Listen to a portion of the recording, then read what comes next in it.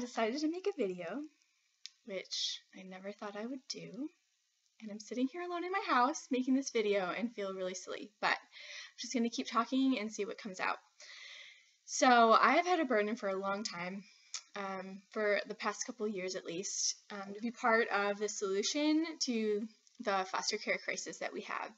And when I moved to Xenia, which is near Dayton, Ohio, there was such a need in this area for foster parents, and I just kept hearing about it and thinking, I know there's a problem, but I'm single and I can't do anything about it, or if there's anything I can do, it's not going to make that big of a difference anyways. And so I just kept putting it just to the back of my mind, but it kept coming up, these little reminders that there was this crisis and there was kids that were in need and that there was families that were hurting.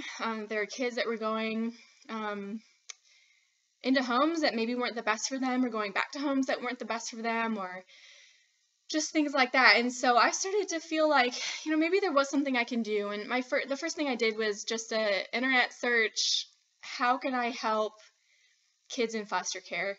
And the things that came up were you can volunteer, you can be a big brother or big sister in the Big Brothers Big Sisters program. Some of those kids come from the foster care system. I also read about pregnancy crisis centers and different things like that. And so I started to think, okay, what's the best step I could take if it's not going to be actually fostering or adopting myself because I'm single, and these kids need a mom and a dad, not just a mom. And so what can I do? And so I got involved with the Big Brothers Big Sisters program about a year ago, and it's been so much fun. I've been a big sister to this freshman in high school, and she's amazing, and we've had this just relationship that's just started growing, and we're really starting to get to know each other well, and it's been a lot of fun. But I still had this thing inside of me that was like, I'm hearing about these cases where kids are going into foster care, and I don't know what I can do. And there's so many amazing families in my church that are doing foster care, and I'm so thankful for that, and still I'm hearing of the need. And so it just started to grow in me. And one of the things I like to do in my free time is just watch documentaries. So I would be on YouTube watching documentaries about orphans in other countries and the foster care system in the United States, and these beautiful stories of people who've adopted and fostered. And so I was watching one after another, and I just kept getting this feeling that I needed to do more than just the Big Brothers Big Sisters program, which is great, but I had this feeling that, yes, kids need a mom and a dad. That is the absolute best for them, is to be in a loving home with parents that love each other and love Jesus and can take care of them and love them in a crisis situation that they're in. But the reality that I saw, the more I watched videos about kids in foster care, is that they're not in ideal situations to begin with.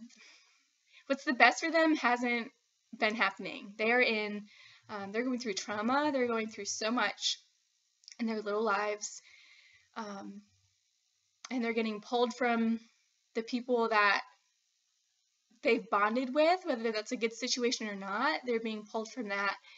And the alternative to them being with their parents who can't take care of them for a time, is foster care. And that's not an ideal situation, and I think we all know that. And so I started to realize that these kids aren't in an ideal situation. It might not be ideal that I'm not married and they wouldn't be in this wonderful home with a mother and a father in this ideal situation, but they're already not in an ideal situation. And so I started to realize, I can really do something. Doing nothing and just saying it's for all the people who are married, or it's for just I'm not ready for it because I'm not married, yet I have all this love that I knew I had to give, and I'm single with a lot of time, honestly, that I could be spending with kids and loving on them, and just realize it's not an ideal situation, but they're not an ideal situation, and I really think this could be a good fit. I even started watching videos about how some children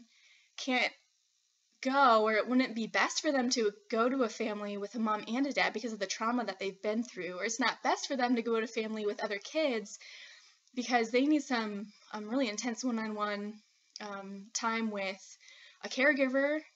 And I just realized that I might be the ideal for some child out there. And so I started this process, let's see, back maybe in February, of getting certified to be a foster parent in Montgomery County.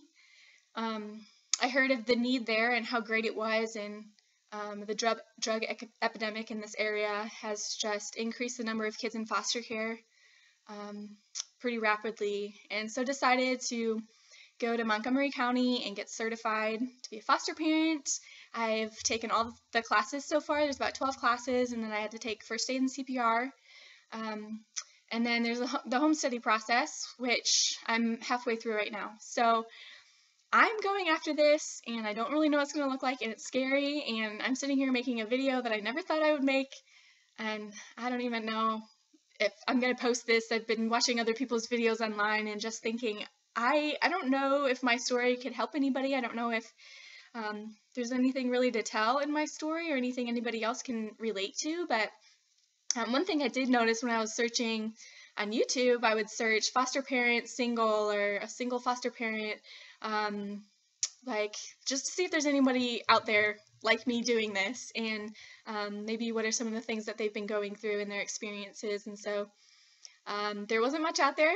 I didn't see a whole lot, and I just thought, why don't I make a video, see what happens, and also just to kind of chronicle my story so that I can remember just this process that I've been through and what's going on with my process of becoming a foster parent. My goal right now is to be done with the certification sometime early August and be able to take foster placements beginning in August after that. And so there's a lot more I can say. I'll probably make some more videos now that I've got this one out of the way. So if you're seeing this and you need to be encouraged, I'm here, and I can encourage you. We can encourage each other, and we can go after this. We can help kids that are not in ideal situations. We can take a step of faith and trust that God is going to be with us, and God's going to honor the process of taking care of orphans and widows, and just taking care of kids that really are in need and need love and can receive love even from a single person, absolutely from a single person. And so we can do this together. Okay, see you later.